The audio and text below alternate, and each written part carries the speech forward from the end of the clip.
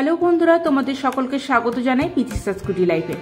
আজকে নিয়ে হাজির হয়েছি একদম একটা নতুন ধরনের রেসিপি। আজকে বানাচ্ছি মাছের ডিমের অমলেট কারি। মাছের ডিম আমরা অনেকেই খুব পছন্দ করি, আবার অনেকে খুব একটা পছন্দ করি না, কারণ তাতে একটা আষ্টে গন্ধ বেরোয়।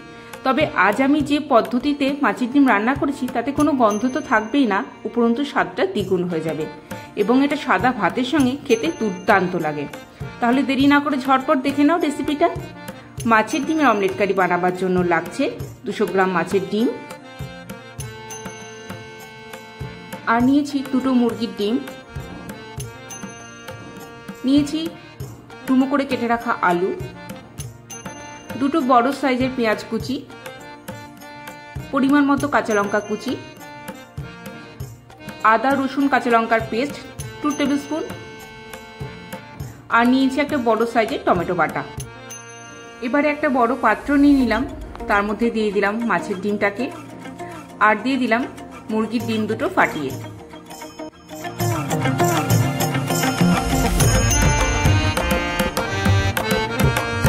এবারে এর মধ্যে দিয়ে দিলাম পরিমাণ মতো লঙ্কা কুচি আর পেঁয়াজ কুচি, আর দিয়ে দিব সামান্য একটু হলুদ গুঁড়ো আর স্বাদ মতো লবণ।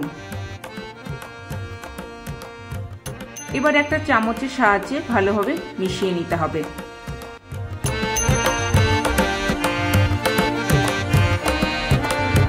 অমলেট বানাবার জন্য মিশ্রণটা কিন্তু একদম রেডি।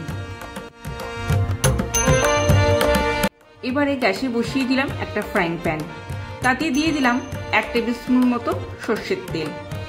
তেলটাকে ভালো মতন প্যানের মধ্যে ছড়িয়ে দিয়ে ভালো করে গরম করে নিতে হবে।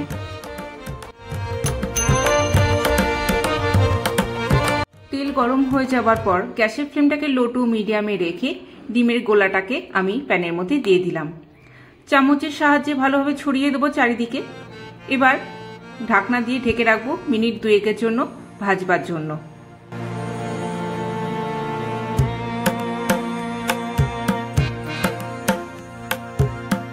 দু মিনিট বাদে ফিরে এলাম।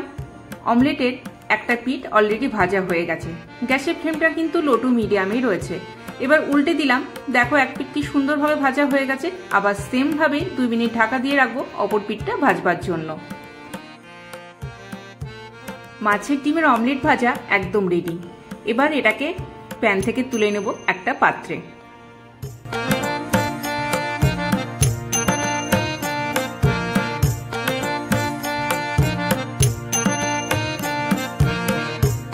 কয়েক মিনিট বাদ দিয়ে অমলেটটা যখন একটু ঠান্ডা হয়ে যাবে তখন এটাকে ছুরির সাহায্যে কেটে নেব। চৌকো চৌকো পিস করে আমি কেটে নিচ্ছি, তোমরা চাইলে নিজেদের ইচ্ছা মতো শেপ দিতে পারো।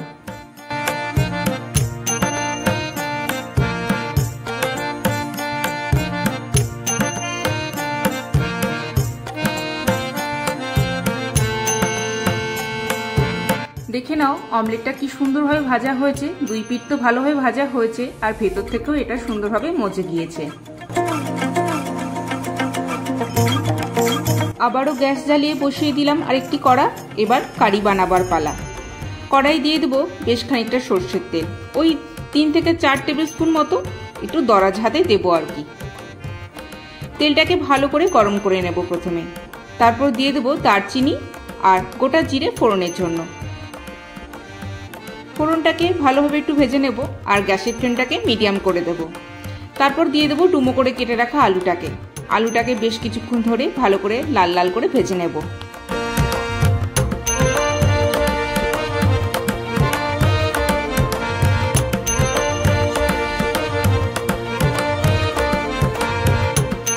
আলু যখন বেশ লাল লাল করে ভাজা হয়ে যাবে তখন তার মধ্যে দিয়ে দেবো কুচি রাখা পেঁয়াজটা।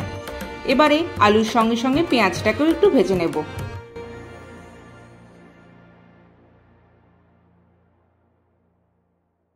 আলু আর পেঁয়াজ ভালো মতন ভাজা হয়ে গেলে তার মধ্যে দিয়ে দেবো টমেটো বাটা, আর দিয়ে দেবো আদা রসুন কাঁচা লঙ্কার পেস্ট, পরিমাণ মতো হলুদ গুঁড়ো, স্বাদ মতো লবণ, আর 1 টিস্পুন চিনি। তারপরে দিয়ে দেবো 1/2 টিস্পুন কাশ্মীরি লঙ্কার গুঁড়ো, 1/2 টিস্পুন জিরে গুঁড়ো, 1/2 টিস্পুন ধনে গুঁড়ো, আর 1/2 টিস্পুন গরম মশলার গুঁড়ো। এবারে মশলাটাকে খুব ভালো করে কষিয়ে নিতে হবে। মিনিট 2 সময় লাগবে কিন্তু।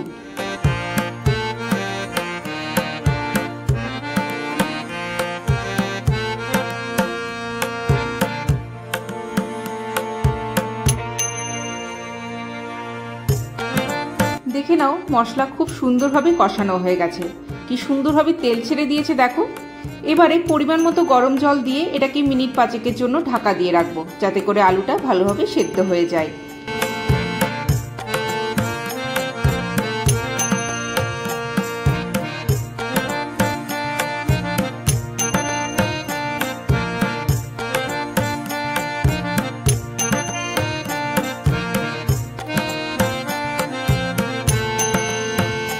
পাঁচ মিনিট বাদে ফিরে এলাম।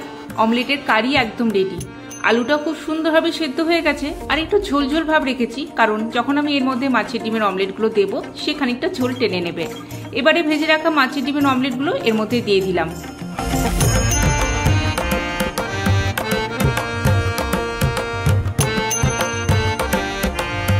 এরপর গ্যাসের ফ্লেমটাকে হাই রেখে বেশ কিছুক্ষণ নাড়াচাড়া করে নিলেই রেডি মাছের ডিমের অমলেট কারি। তারপর কিছুক্ষণ স্ট্যান্ডিং টাইমে রেখে গরম গরম সাদা ভাতের সঙ্গে একবার পরিবেশন করো। তো বন্ধুরা, কেমন লাগলো আজকের আমার এই রেসিপিটা জানাতে ভুলবে না কমেন্ট করে, আর ভিডিওতে লাইক করতেও ভুলবে না, আর চ্যানেলটাকে সাবস্ক্রাইব করে রাখবে এরকম আরও সুন্দর সুন্দর ভিডিও পাওয়ার জন্য।